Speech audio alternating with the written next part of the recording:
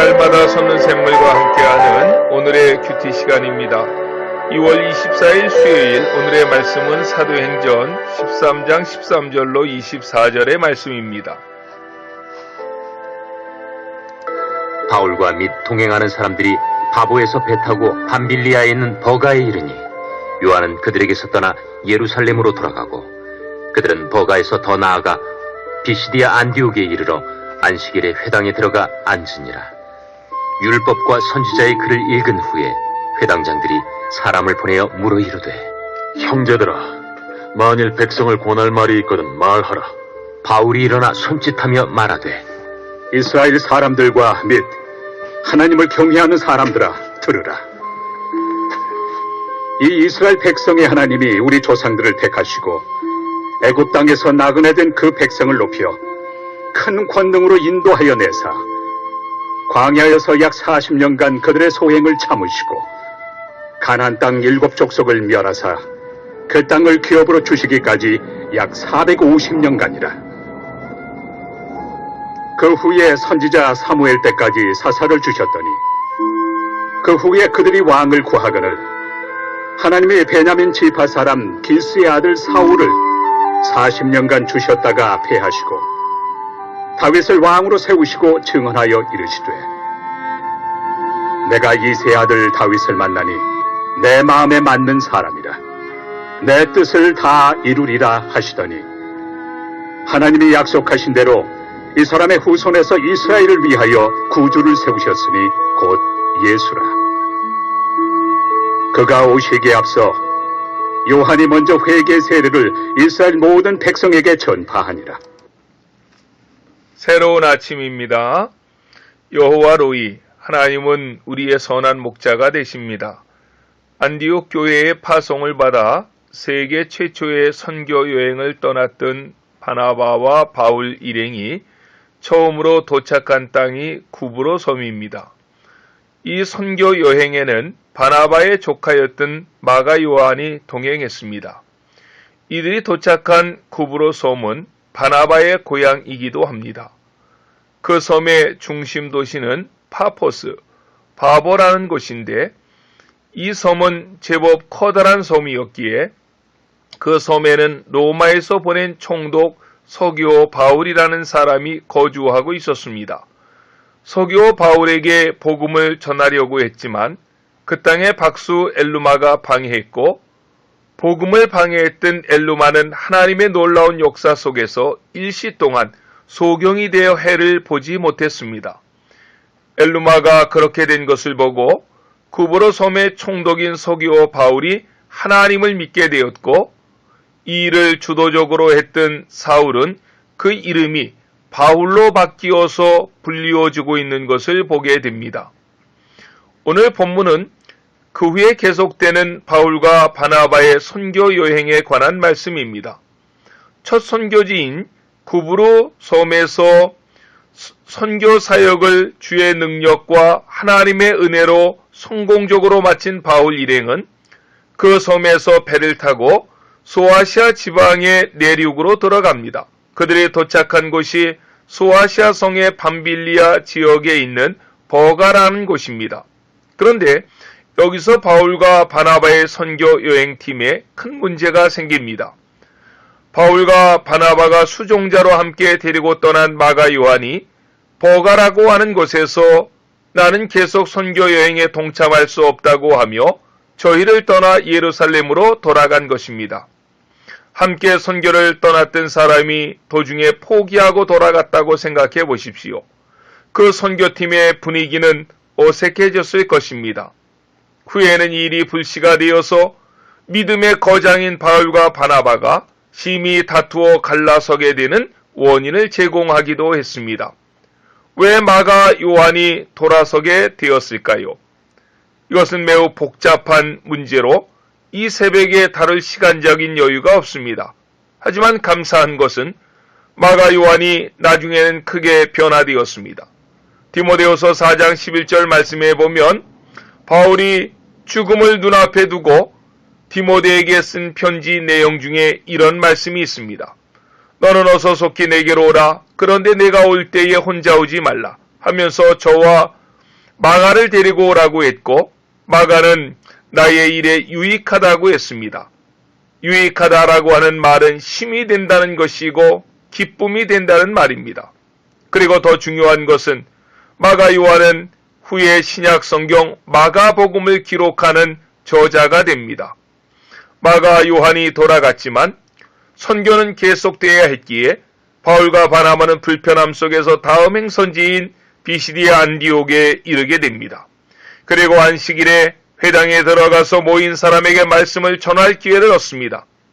회당에 들어갔는데 회당장이 성경을 펴서 몇 절을 읽더니만 거기에 모인 사람들에게 권할 말이 있거든 나와서 말하라 라고 했습니다. 이때 바울이 복음을 전할 절호의 기회를 놓칠 리가 없습니다. 16절 말씀에 보면 바울이 일어나 손짓을 해가며 하나님의 말씀을 전했습니다. 바울이 복음을 전하고자 하는 마음이 얼마나 간절했는지를 짐작할 수 있게 합니다.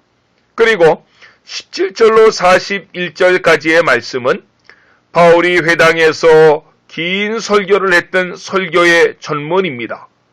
바울이 행했던 여러 설교 중에서 대표적인 설교입니다. 바울이 설교가 사도행전 곳곳에 나오지만 그의 설교 전문이 나온 것은 여기밖에 없습니다. 16절로 43절에서 바울은 일어나서 긴 설교를 하는데 그 바울의 설교의 내용은 3일에 걸쳐서 매일 성경에서도 분석하게 됩니다.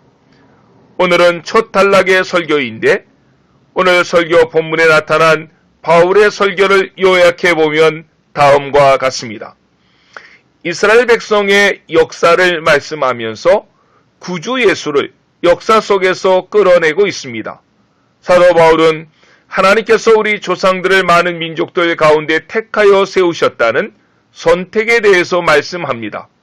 그리고 그 조상 이스라엘이 애굽 땅에서 40년간 고통 중에 있을 때에 그들의 신음소리를 듣고 인도해 내신 출애굽의 역사를 간략히 말씀했고 출애굽 이후에 광야에서 40년 생활했던 40년간의 광야 생활, 가나안 땅에 들어가서 가나안 땅을 정복한 사건, 그리고 선지자 사무엘 때까지 사사를 치셨다는 사사시대에 관한 말씀을 합니다.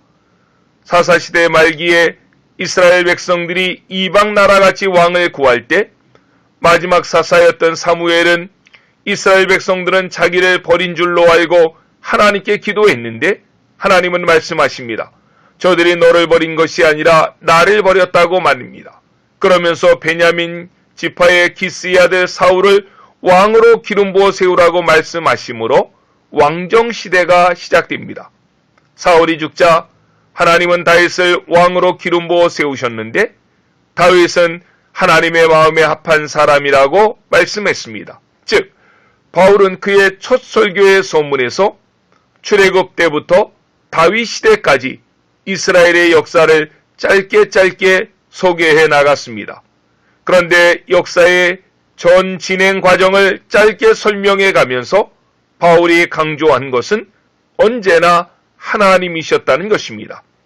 이스라엘 선택해 주신 분도, 애굽에서 고통받는 백성들을 이끌어내신 분도, 광야에서 40년간 지켜주신 분도, 가나안 땅을 정복하여 얻게 하신 분도, 이스라엘의 왕들을 세우신 분도 모두가 다 하나님이라는 것입니다.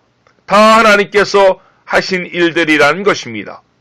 우리 인생의 주어는 내가 아니라 바로 하나님이십니다.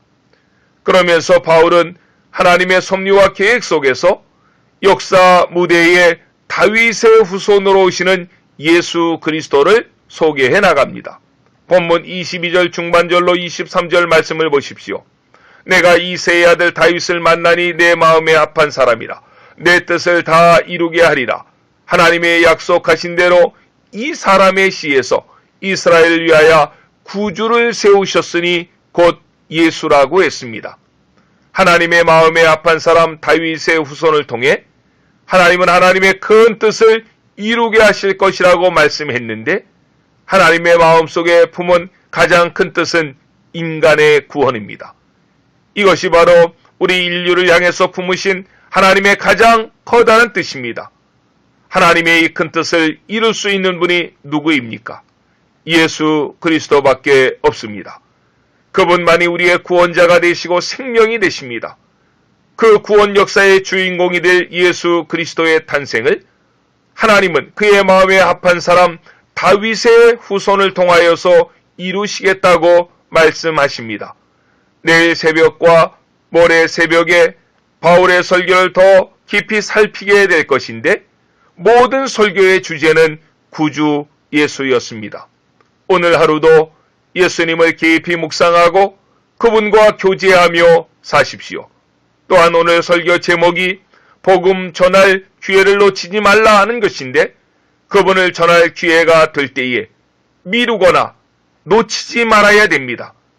안디옥 지방의 회당에서 바울은 복음 전할 기회를 얻고자 노력했고 기회를 얻었을 때 담대히 그 복음을 전했습니다. 그와 같이 우리의 남은 삶 가운데에서도 복음을 전할 기회가 있을 때 담대히 복음을 증거함으로 우리가 전한 복음을 통해서 많은 영혼들이 구원을 받고 하나님의 교회가 세워질 수 있기를 예수님의 이름으로 간절히 축원합니다. 기도하시겠습니다. 사랑의 주님 감사합니다. 예루살렘 교회도 감당치 못한 세계의 복음화에 대한 하나님의 뜻을 세워진 지 얼마 되지 않은 안디옥 교회가 감당케 하셔서 최초로 바울과 바나바를 선교자로 파송할 수 있게 하시니 감사드립니다. 우리 교회가 21세기의 안디옥 교회 같은 교회가 되게 해 주시옵소서. 우리가 이 땅을 살면서도 복음 전할 기회가 있음에도 전하지 못한 적이 얼마나 많습니까? 나의 죄를 용서해 주시고 사도 바울과 같이 때를 얻든지 못 얻든지 기회가 있을 때마다 담대히 하나님 나라의 복음을 전하게 하시고 복음을 전할 때 대적자들이 물러가게 하시며 우리가 만나 복음을 전할 때에 그 심령들마다 주님께로 돌아오는 역사가 있게 하여 주시옵소서. 이 땅의 교회들마다 건강한 교회가 되게 하시고 교회다운 교회들이 되게 해 주시옵소서. 예수님의 이름으로 간절히 기도드렸습니다. 아멘.